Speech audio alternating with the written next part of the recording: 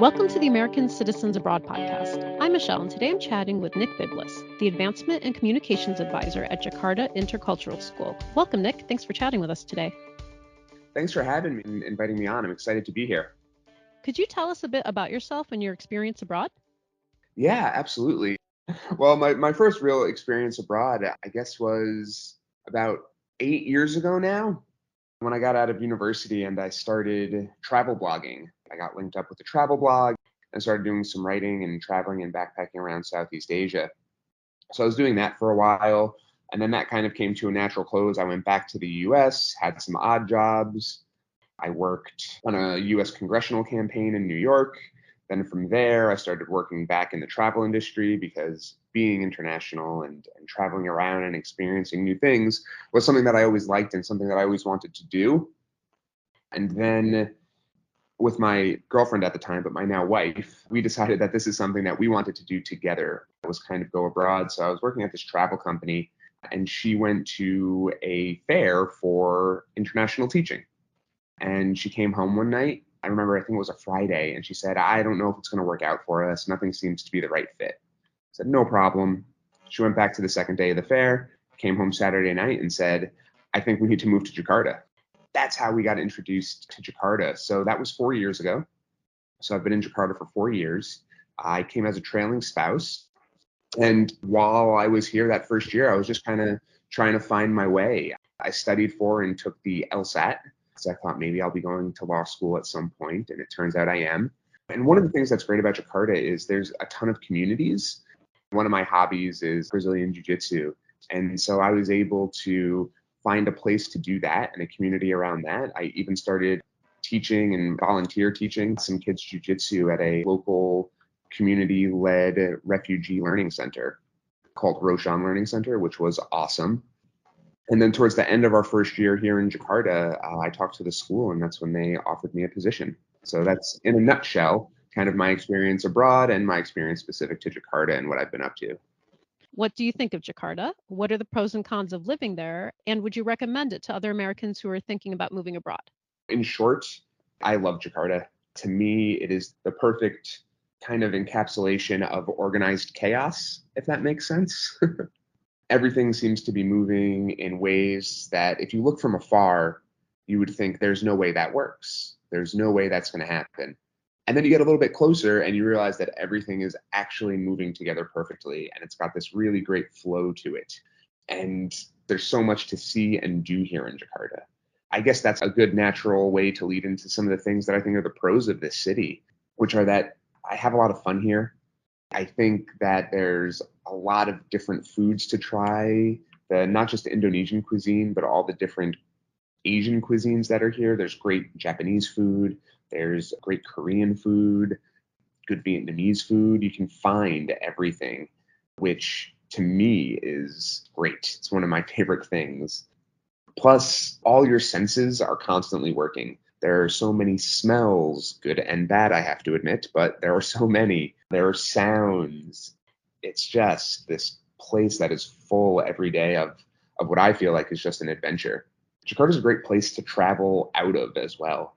There are thousands of islands in Indonesia. They are beautiful. They're all different. There are thousands of cultures, hundreds just within Java alone.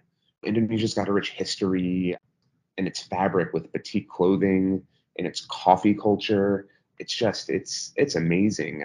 You're close to other places too, like Singapore, Thailand. So getting out to travel from Jakarta is also really, really easy. And if that's something you're interested in, then Jakarta is an awesome place to be. Obviously, the last couple of years during COVID, that hasn't been as true for the international travel part, but domestically, we got to see quite a bit, which we felt very, very lucky about. Some of the cons about Jakarta is that it can be a little bit frustrating sometimes when things aren't clicking, that organized chaos, when it becomes a little too chaotic. Jakarta is notorious for its traffic. It's notorious for its air pollution, which are real things. I don't think they should detract anybody from coming here. There are ways around them, and there are still ways to enjoy things. Mostly, I really would recommend it to people, but again, it's not for everybody. I think you need a certain aptitude, a certain comfortableness to just be able to roll with things and to kind of rebound quickly and shake things off if they don't quite exactly go to plan. Indonesia and Jakarta specifically, I think, has the nicest people in the world. I've never met a group of people that are nicer and more kind. There's a person for everything. Everyone's got a person. That you need a light fixture hung. Don't worry, I know a person. You need a very specific piece of clothing. Don't worry, I know a market where you can go get that. And everybody's willing to help. And it's one of those things that really makes you feel like you're part of the community. The city has a bunch of creativity to it, a bunch of hustle to it. And I think that shines out in everything that the city does and kind of what it stands for. One of my favorite things is here at the school, there's a cab driver who brings someone in on a regular route every morning. And then instead of going back out onto some routes, he pulls over to the side, opens his trunk, and sells breakfast to everybody out of the trunk. It's ingenious. I love it. I think it is just such a great way to just go that little bit extra, to do that little bit extra. One, he's helping people out. Two, it's a little side hustle. And to me, that's the big story of Jakarta in that one example that kind of represents the city. A lot of people do a lot with a little, and I think there's something admirable about that. All cards on the table. If you're a person who needs order and you need clear lines, then this might not be the place for you. You need to be comfortable living in somewhat of a constant state of ambiguity, is what someone told me when I got here. And I just think that becomes more true every day, especially over the past 2 years. What is your role at the Jakarta Intercultural School? I'm the head of the communications and marketing department. Basically, that means all of our social media comes through my department. I have a team that is absolutely great and does that. I cannot take all the credit. We run our marketing campaigns. We also send out emails to our faculty community, to our parent community. We're a real source of information in that way. Managing the web presence and the website, kind of all the things that anybody in communications and marketing may work on, just at an international school, which comes with its own fun and curveballs. Being an intercultural school, I imagine that there are a number of third culture kids who attend. While working at JIS, have you noticed the different challenges that these kids face compared to those who are not third culture kids? That's a great question. In my role, I don't work or interact with the students too much, but when I do, I'm always so impressed. They are all just so worldly, and I think that's because that's the environment that the school just sets up. It's a place where every student, every kid, even every faculty member and parent can kind of be themselves. We have over 60 nationalities represented in our student body, about 2,000 students. They all get to leave their mark on this place. They all get to shift the culture a little bit. And so when it comes to the challenges that some of these kids face, it's funny because right now it's exam time. So a lot of the high school kids, which my office is near the high school, I see them getting ready for their exams and I see them prepping. And a couple of kids that I do know, hey, how's it going? They're like, oh, I got this big science exam today. Do you remember bio? How did you do? And I'm like, oh man, I do not remember my bio exam, but I do remember taking it. I think a lot of the kids experience in some ways a lot of the same things I did as far as school goes. The third culture kids versus Indonesian students who are not necessarily third culture. That's different is there's a constant movement. There are people coming in and out of this environment all the time. So those third culture kids are used to being in a place for a couple of years and then maybe leaving, going to a new place, then maybe leaving again. Whereas this is a constant for the kids who, would not be quote unquote third culture kids. And so I think that's a big difference between the two. And I think there are challenges that come with that, with developing connections and relationships. And I think it's a great thing to have that fluidity, but I can also see how that can be a challenge for some of the kids. And the kids who are here as a constant, I can see how that can be challenging at times for them too. I know that you will be repatriating back to the US soon. Are you looking forward to returning to the US? Have you been back often since living in Jakarta? We've been pretty fortunate that we have been able to get back once a year. So usually over the school summer holiday break, which lines up with the school year in the US as well. We've been able to get back, see some friends, see some family. We have some friends that have had some babies, so we get to go back and we get to see some new members of our friends' family, which is great. And we always enjoy that. After being away for 4 years, I think we are looking forward to being back in the US. Both my wife and I will be going to university. I kind of alluded to it before. I took the LSAT while I was here, so I'm getting ready to go to law school. So I'll be back in New York, which is where I grew up. So I'm very excited to be close to friends and family again. Some of the comforts of home that we've missed out on, I think, are going to be great, especially all the holidays throughout the year. that we've had to Zoom into or FaceTime into, and now we'll get to be there. I think that is something that we're really looking forward to. We will miss Jakarta a lot because we do love it here. We are looking forward to it. Do you expect for you and your wife to experience reverse culture shock upon your return? And are there any other challenges you expect to have repatriating? For sure. I think in a lot of ways, we feel like we've really acclimated to Jakarta, both in the way that we operate and literally acclimated. It is so hot here in Jakarta that now if we go into a place and it's a cool 70 degrees, we're like, oh, it's freezing in here. I need my sweatshirt, which is a little bit embarrassing as we're both from the Northeast coast where temperatures get way, way colder. So back to the question before about are we looking forward to being back in the US? Not necessarily the winters. I think that first one is going to be particularly harsh for us.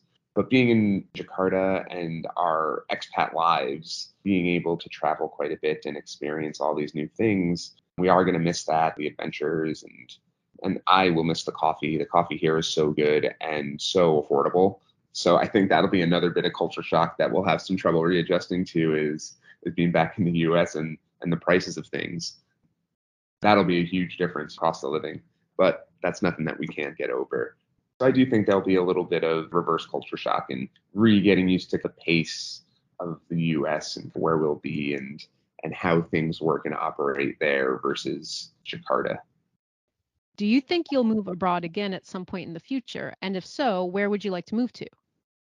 I think moving abroad again is definitely something that we are looking at. It is something we are already thinking about. For us, that's always been a constant is where else could we go? Where else could we live? I don't think we're done being expats. I don't know that we're done with the international life. I don't know exactly where we'll be next, but I know that we haven't spent a lot of time in Africa or South America. So those continents are places that I could see us maybe being drawn to in the future, just so we can get some of those new experiences and see what those places are all about. We have some friends that have lived on both continents and in different areas. I know each country is a little bit different, and each region within those places is different. They're large continents, but we know people that have spent some time there and have nothing but great things to say. I think that those are definitely places that we may be drawn to. We've also both kind of fallen in love with this area. We love Indonesia, we love Southeast Asia. So it wouldn't surprise me if we were drawn back here at some point also.